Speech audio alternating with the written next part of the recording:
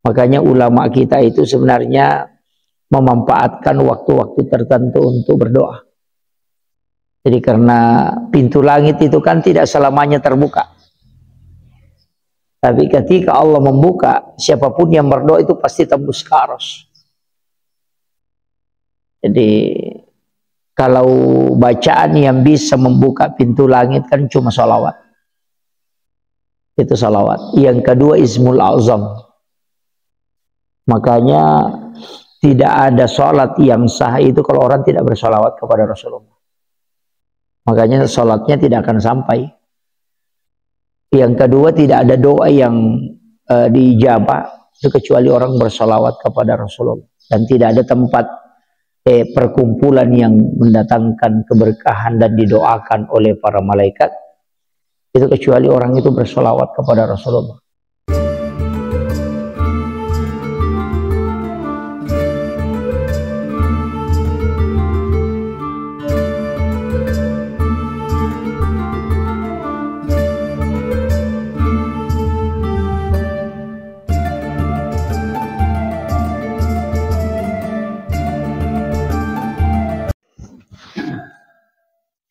Allahumma shalli ala Muhammad.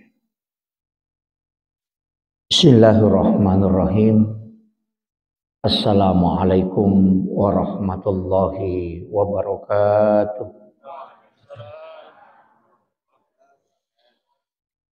Alhamdulillah, alhamdulillahi rabbil alamin.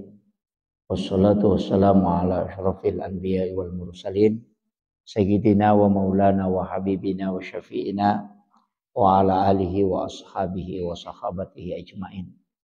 Allahumma salli ala sayyidina Muhammadin tibbil qulubi wa dawaiha wa afiyatil abdani wa shifaiha wa nuril absari wa diyaiha wa ala alihi wa sahbihi wa sallim. Subhanallah bihamdihi adada khalqihi wa ridha nafsihi wa sinata arsyih wa midada kalimatih.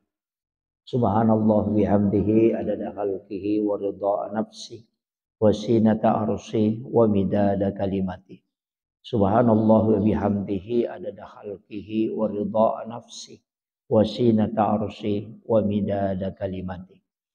Alhamdulillah kami ta'zimi Ayahanda selaku Ketua Tanfiziyah Pengurus Cabang Nahdlatul Ulama serta sahabat-sahabat dari Ansor dan Bansar dan wabil khusus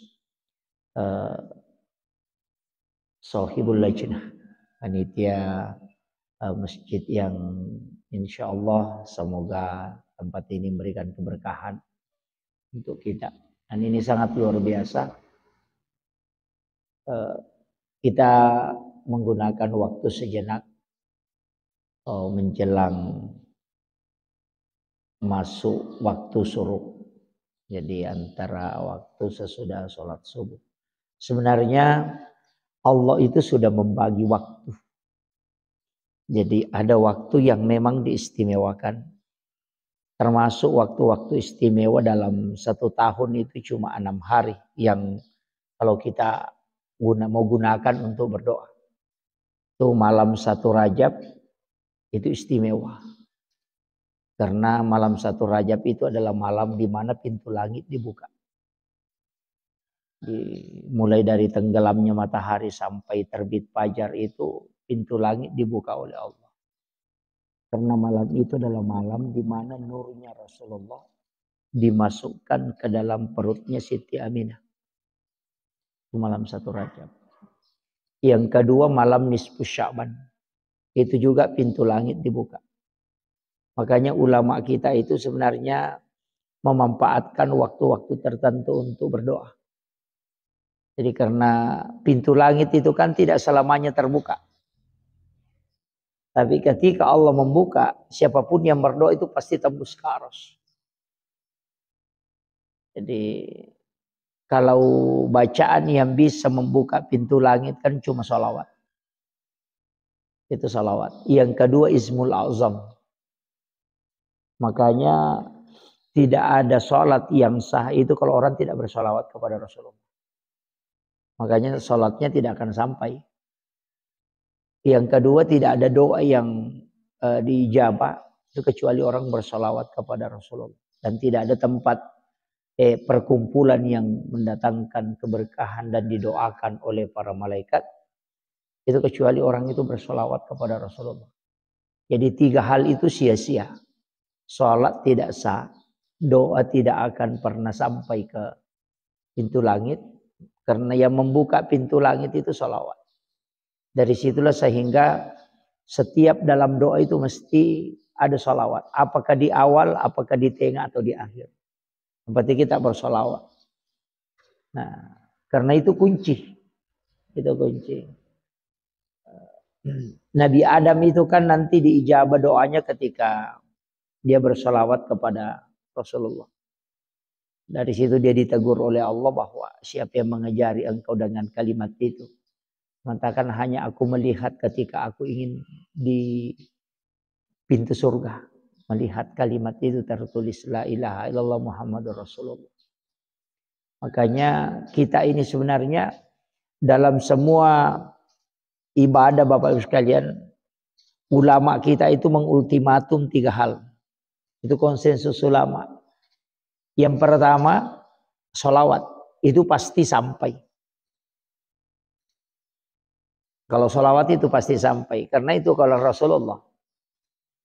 Yang kedua, istighfar. Itu pasti sampai. Karena istighfar itu kan tujuannya pasti kepada Allah.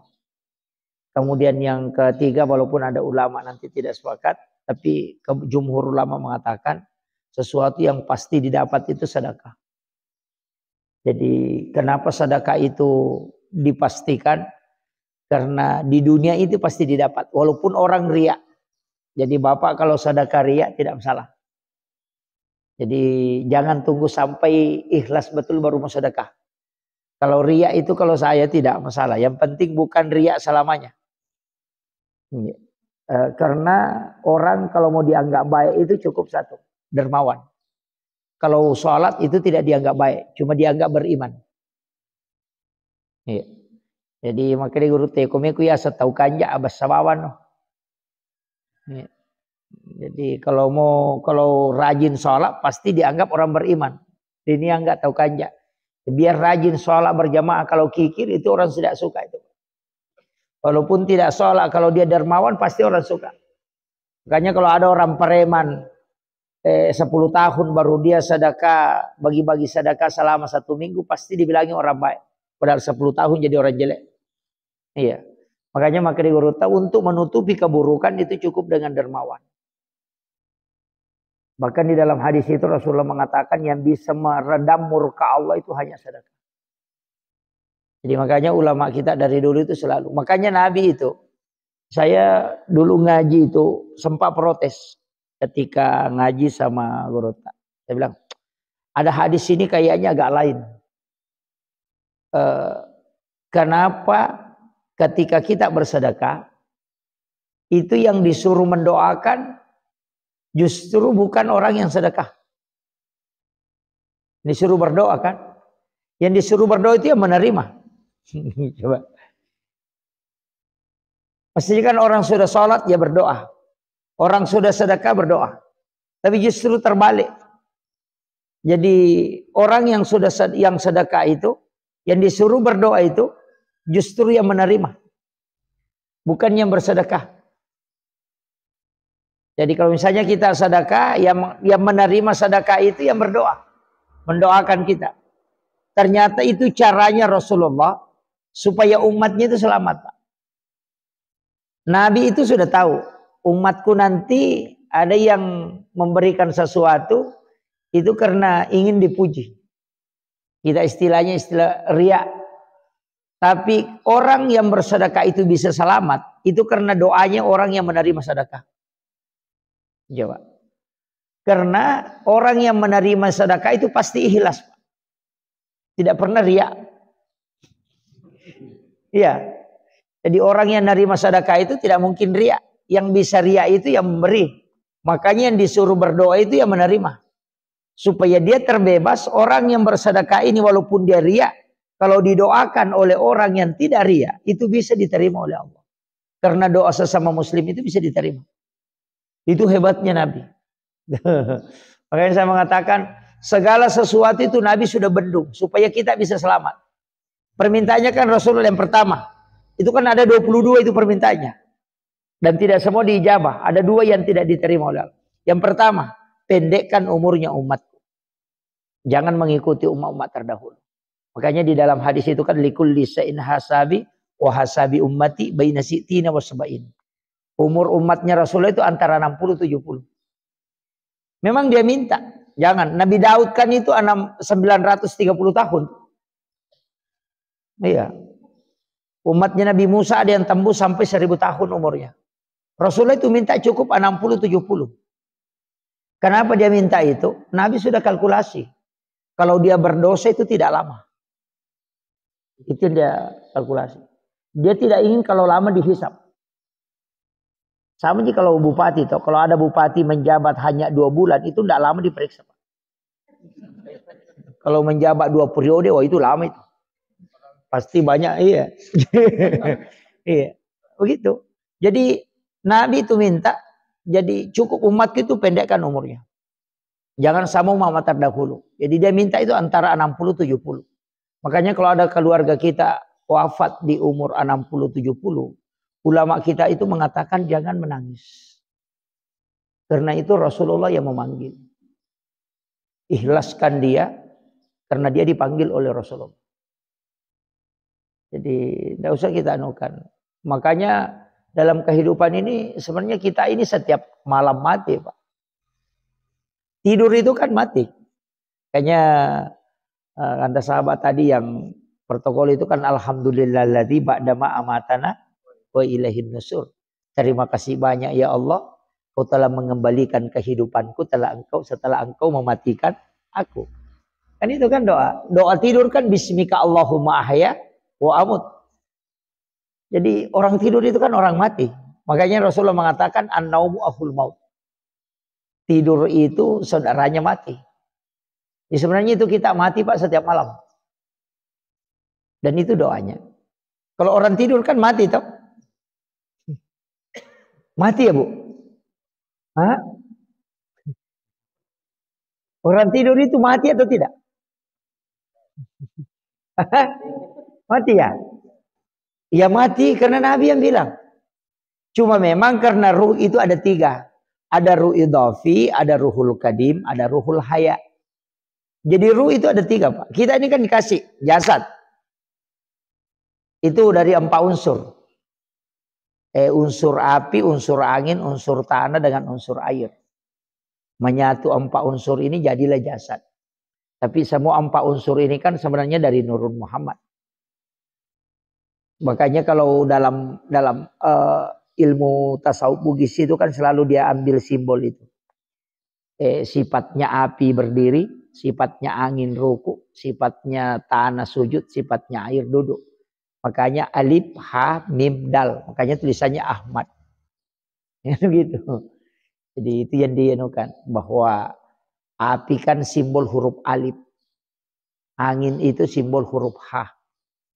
Sedangkan tanah itu simbol huruf mim. Air itu simbol huruf dal. Makanya tulisannya Ahmad. Ahmad itu kan Nurul Muhammad. Sehingga jasad ini kan dari situ. Jiwa itu kan rahasia, kita sebut rahasia. Ruh itu kan ada 3. Ruh idhafi. Itu yang bisa berjalan ketika orang bermimpi. Makanya orang yang mimpi itu kan bisa melihat. Padahal matanya tertutup. Itu kan kalau kita tanya mata apa yang dipakai melihat oleh orang yang bermimpi sehingga dia bisa melihat dirinya di Jakarta. Bisa melihat dirinya di Surabaya, di Makassar. Padahal matanya kan tertutup. Dan itu nyata. Mimpi itu nyata. Karena dia melihat peristiwa. Dia lihat dirinya padahal kan matanya tertutup. Baru anehnya dia tidur cuma 10 menit. Dia sudah bolak-balik dari Jakarta. Enggak begitu. Ini kan yang orang kadang tidak kaji. Kalau dalam tasawuf itu kan dikaji Pak. Bahwa orang yang tidur itu kenapa Nabi mengatakan persis dengan orang meninggal. Itu sebenarnya saudaranya. Makanya ketika ada orang tidur kemudian disiksa. Mimpi disiksa. Itu pasti merasakan sakit. Ketika bangun itu biasa ngos-ngosan. Padahal tidak ada yang pukul. Itu analogi azab kubur. Itu analogi azab kubur. Orang itu tidak dipukul tapi bisa merasakan sakit. Gitu. Makanya Nabi itu ambil analogi tidur itu sebagai istilahnya, dia mengatakan an-naumu akhul maut, bahwa tidur itu saudaranya mati. Kalau kau pelajari tidur itu, kau bisa pelajari kematian. Makanya orang yang tidur itu kan bisa tembus kemana-mana. Orang meninggal itu bisa bersilaturahmi dengan siapa saja. Ini saja kuncinya. Jasad ini kan di dalam ruh ini ketika dia terangkat. Makanya 3. Dari situlah orang menjelang kematiannya itu kan dari ujung kaki ke lutut, lutut ke pusar, pusar ke kerongkongan kan. Jadi orang itu tidak satu ruhnya Pak, itu ada 3. Ya, kalau ruh idhofi itu yang diangkat ketika orang tidur. Cuma kalau orang meninggal itu digenggam. Itu bedanya. Berarti tidak kembali. Nah, dari situlah sehingga ada istilah yang dipakai dalam ilmu hikmah bahwa nikah batin. Ini yang hilang toh. Di sini Pak Penghulu ada ini ya. Ini. Saya itu diwasiatkan walaupun tidak masuk dalam standar fikih. Jangan paham ini secara pendekatan fikih. Tapi pakai dengan pendekatan hikmah. Saya itu pernah dikasih tahu guru tak. Bilang akad nikah itu sebaiknya 3 kali diulang. Jangan 1 kali sah itu sudah lepas, jangan. Jadi dia itu kasih tahu saya. Karena jarang orang itu bisa mengucapkan langsung sempurna, istilahnya hudurul qalbi, menghadirkan kalbunya ketika dia mengucapkan akadnya. Kemudian khusyuk dalam pengucapannya. Ya kan itu. Sama dengan wudu. Ya 1 kali kan sudah satu. Kita itu membasuh tangan itu 1 kali itu sudah sah. Yang penting sudah basah semua. Tapi kenapa diulang 3 kali? Iya. Makanya ulama dulu itu kalau dalam tasawufnya. Tapi kalau dalam ilmu hikmahnya. Ini kita lagi-lagi bicara bukan fikih ya. Kalau dalam ilmu hikmahnya, dia mengatakan begini. Ulang sampai 3 kali, orang Bugis istilahnya mapakawaruh. Ada memang orang itu ditakdirkan oleh Allah menikah sampai 3 kali. Ada yang 2 kali. Saya punya guru itu bisa tahu. Iya konite tahu maka kedua nola nikah. Iya, dia bisa tahu itu. Itu ada tandanya, Pak. Ulama-ulama itu bisa tahu itu. Saya punya guru itu dia tahu. Karena saya punya teman itu maka kata lu matu kawingnya si bamu napa di mati. Ternyata betul. Sahabat saya itu masih hidup dan sudah 3 kali menikah. Jadi ulama dulu itu mengajarkan maka dah suruh mulangnya kedua ketelu supaya cica meninola nikah na mati. Itulah istilahnya kemaka nama pakawaru. Itu kalau dalam bahasa Bugis. Kita akan sekarang justru mencari yang paling cepat. Mana yang paling lancar langsung sah. Nah, itu kan itu. Jadi iya. Jadi tapi itu tidak dipakai dalam standar fikih ya. Itu dipakai dalam standar ilmu tasawuf dan hikmah. Jadi mengatakan dek pahadir ijolo. Karena itu misalkan ghaliza. Akad nikah itu kan misalkan ghaliza. Kalau misalkan ghaliza itu berarti dikeramatkan. Kodena tak balik rupan natawe. Kalau dia tidak berubah raut mukanya jangan diakad nikahkan dulu. Karena dia belum masuk di situ. Kalau Allah keramatkan itu pasti lain suaranya. Makanya ulama kita mengatakan sebelum dia berubah aja jolok. Istilahnya kok maka deh agama makara berarti sare bulu-bulu natawe. Makanya orang sesering apapun dia menikah pasti ada dari dalam itu bergetar. Itu karena misalkan ghaliza. Allah itu keramatkan. Makanya sehebat apapun orang, biar profesor kalau mau menikah itu pasti tendre. Kenapa? Karena memang Allah katakan misalkan ghaliza. Ikatan yang aku keramatkan. Itu tidak sembarang. Makanya ulama dulu itu kan dia suruh syahadat dulu, suruh baca surah Al-Ikhlas, suruh baca suratul Fatihah, baru dia suruh istighfar. Hanya untuk memasukkan dia dulu ke situ. Kunite maka dari santai ngopi belum masuk. Tapi ketika raut mukanya sudah mulai berubah, mulai pucat, itu baru dia tahu, oh ini sudah masuk. Baru dia akan nikahkan. Itu. Jadi ulama dulu kayak begitu, mempelajari itu. Tapi sekarang kita kan ambil aja simpelnya. Yang penting sah. Makanya kalau dalam ilmu-ilmu hakikat itu kan beda. Makanya kalau kita kaji tasawuf, kaji fikih, kaji hikmah, itu susah Pak. Terus terang. Kadang saya itu kalau ngaji, kita kan begini. Saya ambil contoh sederhana. Kalau ngaji tasawuf, yang paling sufistik itu sebenarnya Yahudi. Itu makanan warungnya Yahudi kan dibayar dulu baru makan toh. Kita masuk di KFC kan dibayar dulu baru makan. Kalau kita masuk di warungnya orang Bugis nanti kenyang baru bayar. Nah, begitu.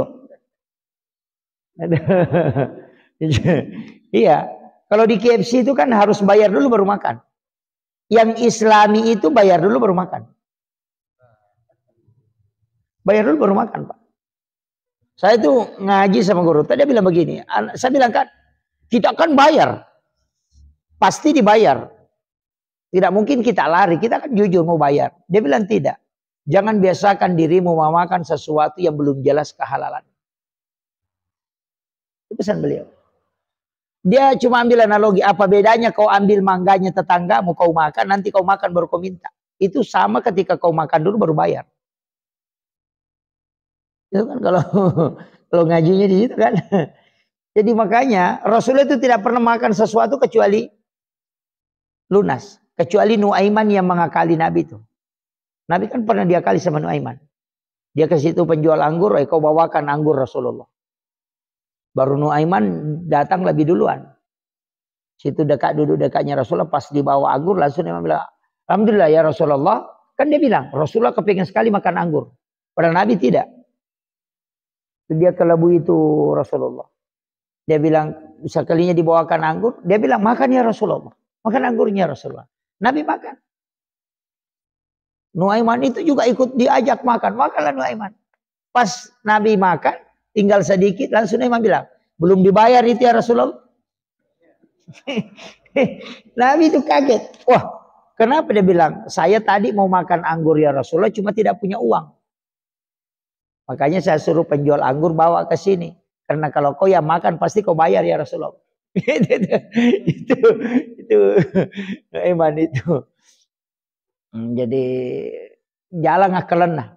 Gitu. Jadi sebenarnya kan dalam agama begitu Pak. Jadi kita kalau ngaji tasawuf itu agak berat. Sama dengan kalau tasawuf itu. Kalau orang berwudu kemudian berbohong. Itu tidak boleh dipakai sholat. Karena itu sudah kotor.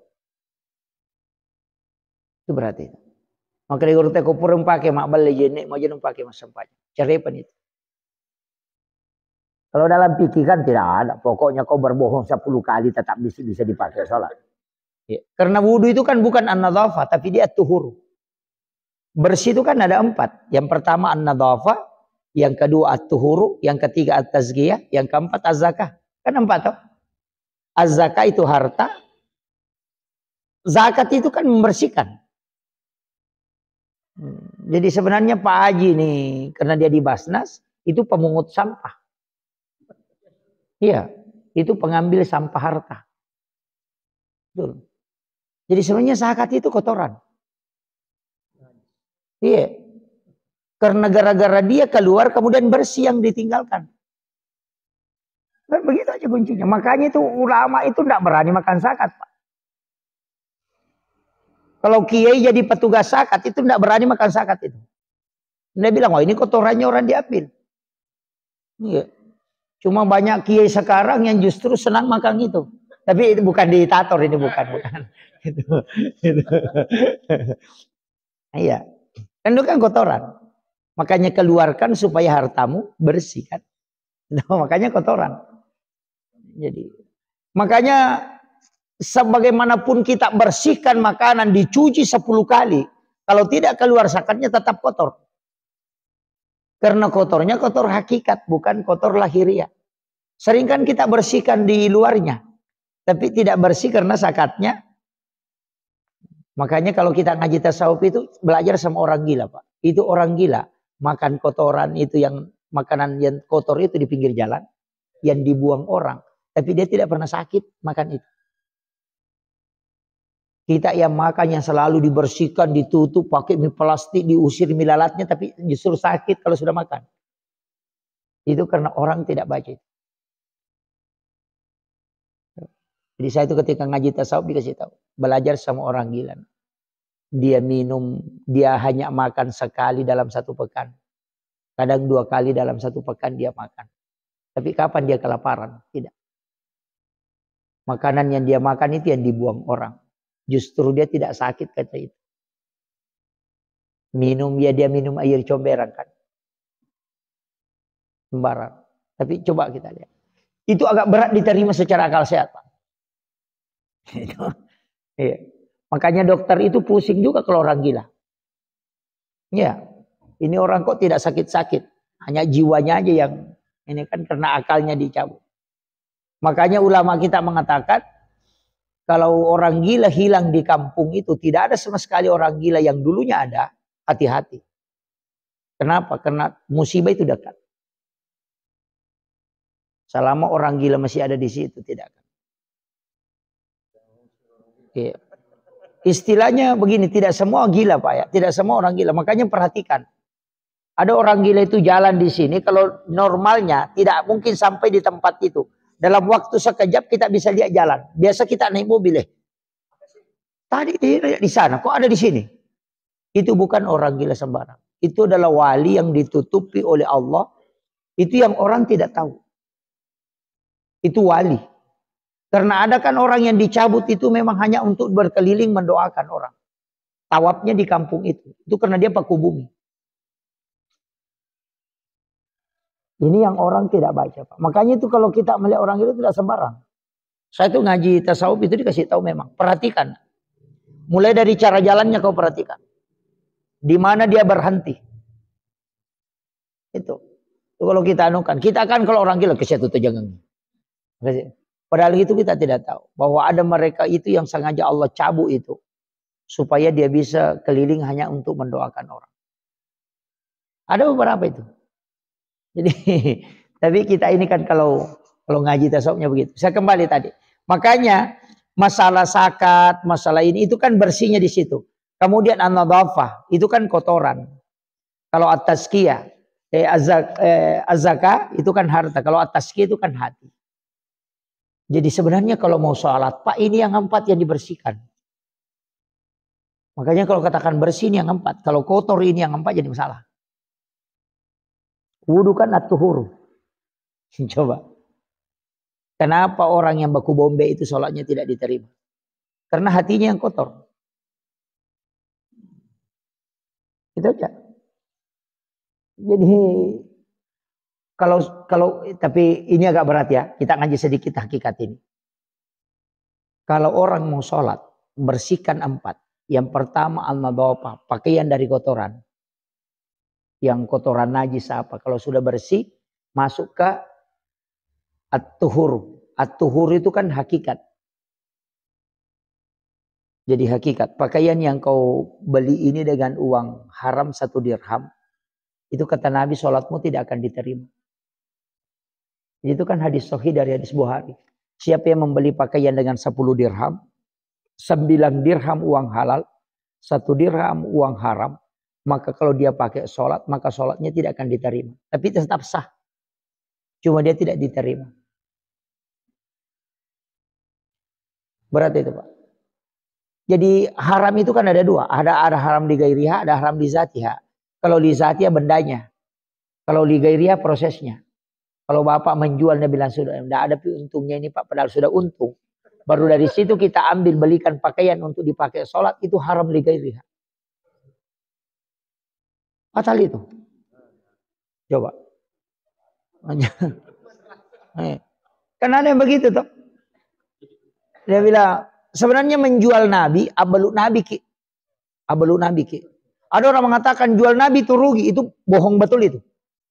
Itu hanya untuk menutupi kehebatan Islam. Beluk Nabi ki. Fikih semak beluk Nabi. Nabi itu menjual, yang dia kasih tahu itu modalnya, bukan harganya. Ya, makanya Nabi tak, barang ini saya ambilkan sekian dirham. Ongkos dari sana sekian dirham. Kau mau beli berapa? Itu caranya. Jadi maka daya misalnya maka daya si ratu tu boleh ngekuju pandang ongkos nala tu kusap sabu. Jadi modalnya itu barangnya si ratu 10, siapa mau lagi, siapa pesaronga. Itu jujur. Jadi kau maka daya si ratu 15 kada depo balik ke si ratu 15. Maka si ratu 20 kada ya silakan ambil. Itu yang diambil itu berkah betul itu. Yo puidi maka data tawari moi. Itu kan? Iya. Langsung pada 130 atau muki. Iya. Maka dah mau 120 so dia dah api kasih modalana. Dah api modalana. Sana mah dia teh nah setala ni pelik mula balu. Pak balu kunru. Ini kalau dikasih laku dengan kebohongan itu haram. Itu karena haram ligairiha prosesnya. Ketika hasil uang itu dimakan anak-anak kita, itu menjadi haram. Ketika itu dibelikan pakaian kemudian dipakai sholat, itu tertolak. Itu. Makanya ulama itu selalu mengatakan, hati-hati pakaian yang kamu pakai sholat. Jangan ganti-ganti sembarang. Oh berarti itu Pak. Ini baru pakaian, belum masuk ke makanan. Yang tidak kau bayar zakatnya. Oh itu fatal itu. Coba. Nakulu lahmin nabati min haramin panaru oladen. Man akalal haram lam tuqbalu sholata wa du'a arba'ina yauman mania. Siapa yang makan makanan haram, satu suap saja masuk ke dalam perutnya, itu 40 hari 40 malam tertolak doanya dengan sholatnya. Karena makanan itu 40 hari baru habis di dalam perutnya. Oh itu fatal itu Pak. Makanya kau napai tamar ramalang tapat mak balena, mak balu. Asalnya tapi ibu pagi buka puasa letu malam Pak tadi pernah halala. Fatal itu. Nah iya. Itu kenapa makanan haram ini betul-betul dijaga orang. Bahwa hati-hati. Makanya ulama itu maka dede yaitu anu halala enak papikim itu. Jadi patasaupu itu anu mak beraka isapa. Nah sama ketika orang hidangkan makanan tuh. Kalau ulama sufi itu dia tidak makan. Dia tidak minum. Nanti orang persilahkan baru dia minum. Iya kona palenda mi tebe pale maka dia halal. Tapi kona persilang itu maka dia mak baraka gitu. Begitu. Berat itu. Tapi aku mi pakai Pak man rasa ki. Nah palingan tebe pale napa sulak mata nama mako dia kaki itu. Makanya orang itu selalu ikutkan ya bismillah, bismillah. Itu kan yang diajarkan para ulama. Itu hakikat tasawuf itu. Tapi saya kasih ilmu. Kalau ada orang hamil, dia tidak mengambil makanan kecuali dipersilahkan. Ya kau jaji bijannanya tuh. Namui palinna ka ngagagade tonale ko deniso. Itu aja kuncinya. Itu ilmunya. Saya kasih tahu. Mega apa tuh tahu mengidang coba nih. Lalu tak pemandre itu tidak boleh. Iya. Itu kuncinya. Dan memang besar Pak. Dalam Islam itu begitu. Wah ini sudah siang ini. Kemudian. Tadi kan 1 Rajab nisfu Sya'ban. Kemudian 9 Zulhijjah. Malam 10 Zulhijjah. Itu kan malam lebaran hari raya Idul Adha kan. Malam 1 Syawal. Itu malam lebaran Idul Fitri. Pak Bu. Itu malam lebaran. Itu pintu langit dibuka. Itu 1 malam penuh. Makanya jangan sekali-kali tidak berdoa di malam lebaran. Karena siapapun yang berdoa itu pasti tembus ke langit. Cuma ini mak burasa ki. Makanya ulama kita itu dari Banjar, Kiai Haji Muhammad Sain Abdul Ghani. Kita kenal beliau dengan Guru Ijai, Guru Sekumpul Martapura. Itu punya wasiat. Siapa yang tidak tidur pada 6 malam ini, kemudian meninggal, itu pasti hilang jasad. Itu hilang di kafan. Kalau dia sudah diletakkan di lahat, itu sudah hilang. Yang tidak tidur pada 6. Makanya Guru Kiai Haji Abdul Rahman Ambodale kan amalkan itu. Makanya Guru itu hilang. Saya tahu betul itu karena guru itu Kiai Haji Fathuddin Sukara almarhum Ghafurlah, yang guru kami itu yang menyampaikan. Karena alien pesuruh. Saya pernah tanya, apakah ramahnya guru ketika di pesuruh? Nah, karena dia itu gak guru itu. Angkami waktu nawampe pas saya letakkan di lahat, saya buka itu tidak ada isinya. Hanya kapas yang ada di dalam. Itu dijemput langsung. Dan amalannya itu aja itu. Siapa yang tidak tidur pada 6 malam ini hanya untuk mencari keridhaan Allah. Pasti dijemput langsung. Karena tanah tidak mau menghimpit jasad orang yang tidak tidur di situ.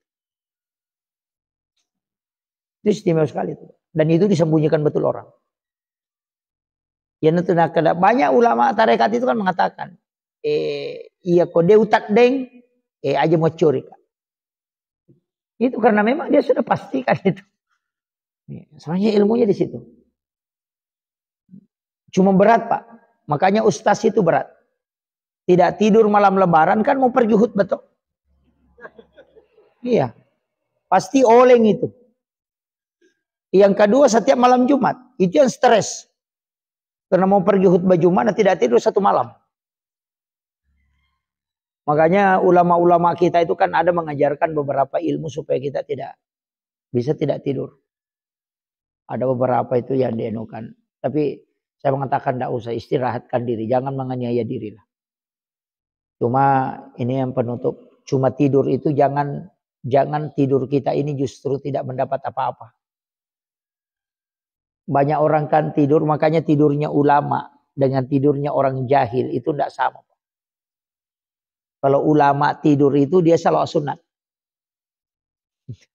Tidur ulama itu salat sunat. Kalau dia tidur 5 jam, itu di hadapan Allah dinilai salat sunat 5 jam. Kalau orang tidur biasa itu tidur saja itu ya tidak ada dapat, itu aja tidur. Di mana bedanya? Tidur itu bisa berpahala, bisa ibadah itu karena niat. Makanya Bapak kalau mau tidur, niatkan memang. Kalau mau tidur malam, bilang saya mau tidur supaya bisa bangun sholat tahajud. Orang yang tidur untuk bangun sholat tahajud, berapa lama dia tidur itu nilai ibadah. Karena tidurnya untuk ibadah. 3 kan tidur yang berpahala itu. Tidurnya orang untuk ibadah, dan tidurnya orang yang mengistirahatkan diri dari ibadah untuk ibadah, dan tidurnya orang yang menghindari dosa. Kan itu. Jadi makanya mereka matiin rumah sijak supaya mbak moto kak matu masam pejat tahajud. Berapa lama dia tidur itu dinilai ibadah. Karena tidurnya untuk ibadah. Ya pokoknya matiin rumah sijak supaya moto menonton Pak Golo. Ya toh itu nalolo. Iya. Itu juga. Yang kedua orang yang tidur untuk ibadah karena dari ibadah. Misalnya sudah sholat tahajud dia agak kelelahan. Dia bilang ini kan masih ada 2 jam belum masuk waktu subuh. Mengatakan saya tahu tidur dulu untuk mengistirahatkan diri. Karena agak kelelahan sholat. Itulah yang dilakukan Nabi ketika sebelum sholat sunat subuh. Yang tidak pernah dilakukan sekarang Pak. Satu sunnah yang susah dilakukan sekarang. Itu mengikuti Nabi tidur baring sesudah sholat sunat subuh. Nabi itu kan kalau sudah sholat sunat subuh dia baring. Kalau kita di masjid ini sudah sholat sunat subuh baring pasti panitia marah. Dan kalau mau tidur pulang ke rumahmu, jangan di masjid. Padahal itu sunnah Nabi. Iya, itu sunnah Nabi. Jadi Nabi itu kalau sudah sholat sunat subuh dia baring, mengistirahatkan diri karena 1 malam itu tidak tidur. Itu kan sunnah yang tidak dilakukan. Coba kalau ke masjid raya, sudah sholat subuh langsung baring di situ begini tidur, pasti dikasih bangun, pindah ke belakang kalau mau tidur. Itu padahal itu sunnah. Nah. Kemudian yang ketiga berpahala itu tidurnya orang yang menghindari dosa. Misalnya ada orang gosip kita mengatakan saya mau tidur ngantuk sekali. Padahal tidak. Hanya karena menghindari supaya tidak melakukan dosa. Itu yang berpahala. Nah kalau bapak tidak berpahala tidurnya, fatal itu. Nah lebih banyak tidur tak daripada sholat tak? Iya. Kita kan sholat 5 kali gitu. Duhur, asar, maghrib, isya, subuh. Nah rata-rata 5 menit satu sholat. 5 kali 5 kan 25. Tidak cukup setengah jam. Itu pun yang 5 menit itu lebih banyak larinya daripada usuknya. Napi kata beri ni ngaramana ni sandalan tak guncing alomo karo motor padahal masam pajangi. Iya. Baru itu yang mau dihitung. Kadang-kala yang paling bahaya itu sholatnya 5 menit, gosip setengah jam, bangkrut 25 menit itu. Jadi masalah. Makanya itu kan tidak bisa cukup. Makanya tidurnya orang beriman itu jadi ibadah karena itu tadi. Makanya Nabi menyuruh kita berwudu sebelum tidur. Supaya dia menjadi ibadah selamanya. Sama dengan itu. Makanya orang Indonesia itu punya dalil. Tapi bukan hadis ya. Bahwa tidurnya orang berpuasa itu ibadah. Orang Arab kalau dengar itu Pak marah. Makanya di Indonesia ini orang puasa banyak tidur. Iya. Sudah sholat, sudah sahur tidur. Nanti bangun menjelang duhur. Sudah sholat duhur mandi tidur lagi tuh sampai asar. Asar bangun lagi, sudah sholat asar tidur lagi tuh. Nanti 5:30 baru bangun. Baru dia bilang, oh kelelahan puasa. Apa kelelahan puasa? 1/2 jam itu mah puasa. Itu kan. Tapi salah satu cara supaya tidak berdosa itu an-naumu tarkul haram. Satu-satunya perbuatan yang tidak mendatangkan dosa itu cuma tidur. Orang sholat itu Pak bisa berdosa. Ketika jengkel sama imamnya. Imam terlalu panjang bacanya itu bisa berdosa. Mumfaraka namanya. Tuh. Tapi kalau orang tidur, adakah orang tidur berdosa? Tidak ada. Jadi satu-satunya perbuatan yang tidak ada dosanya itu cuma tidur. Kalau bapak mengaji itu masih bisa berdosa kalau kesalah bacaan. Zikir itu masih bisa. Tapi kalau tidur tidak ada. Dan tidak ada dosanya orang yang tidur.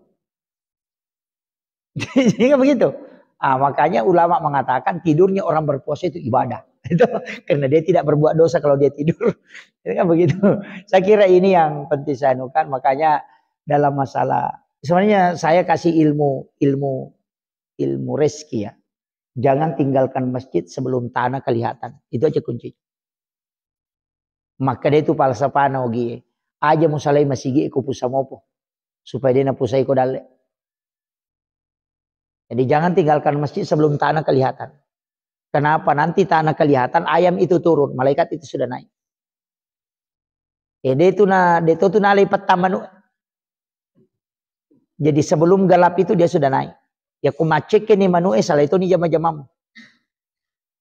Ya kononi manue jo katono. Karena malaikat penjaga malam dengan penjaga siang itu nanti malaikat penjaga malam naik kalau tanah sudah kelihatan. Itu baru naik karena sudah selesai tugasnya. Makanya ketemu di subuh hari. Makanya sholat subuh itu berat karena dijaga oleh 2 kelompok malaikat. Makanya disebut sholat subuh disaksikan para malaikat. Makanya orang suka tidur itu kalau subuh. Jadi enak sekali tidur itu. Kenapa? Karena memang resonansi malaikat. Makanya kalau sholat Jumat juga begitu kan. Orang mudah tidur. Padahal kalau sholat duhur tidak. Tapi kalau sholat Jumat mudah ngantuk. Kenapa? Karena malaikat rahmat itu masuk semua ke dalam masjid. Sehingga resonansi kalbu itu membuat kita sakinah sehingga mudah tidur. Dari situ Nabi melarang khutbahnya terlalu lama. Karena untuk mengantisipasi itu. Karena pasti kau mudah tidur. Karena resonansi malaikat. Makanya khutbah itu kan Nabi. Kalau khutbah itu kan cuma 7 menit. Paling lama khutbahnya Nabi itu 7 menit. Ada khutbahnya Nabi itu 4 menit. Itu sudah dibaca lambat. Itu 4 menit. Kita khutbah Pak itu 1 jam. Sampai 3 kali orang mimpi kita belum berhenti. Itu jadi masalah. Iya. Tapi tidak ada agitator. Ini Pak Kiai ini jangan protes ya. Saya kira ini yang penting saya sampaikan. Itu makanya salah satu orang yang tanda orang alim fikihnya kata Nabi adalah orang yang memanjangkan sholatnya lebih lama sholatnya dibanding dengan khutbah. Itu berat memang Pak. Dan kalau Nabi khutbah itu dia tekan. Jadi tidak pernah mengatakan ya ayyuhalladzina amanu taqullah, tidak. Ya ayyuhalladzina amanu taqullah. Memang dengan suara yang lantang. Itu merah mukanya Nabi kalau khutbah. Karena orang tidak tidur Pak kalau merah muka. Kalau ada khutbah itu khatib 4 menit khutbah kemudian merah mukanya. Alhamdulillah, alhamdulillah. Orang tidak tidur. Kalau baru bilang alhamdulillah, tidur orang itu. Makanya Nabi menyuruh lantang suara kalau khutbah. Itu berat. Saya kira ini yang penting saya sampaikan. Mudah-mudahan ada hikmah yang kita bisa dapat. Terutama tadi saya anukan jangan tinggalkan masjid kalau tidak keras. Insya Allah rezeki itu tidak akan gelap. Pasti itu untuk diberikan keberkahan. Itu aja kuncinya. Akhirul kalam. Wallahul muwaffiq ila aqwamit thoriq. Assalamualaikum warahmatullahi wabarakatuh.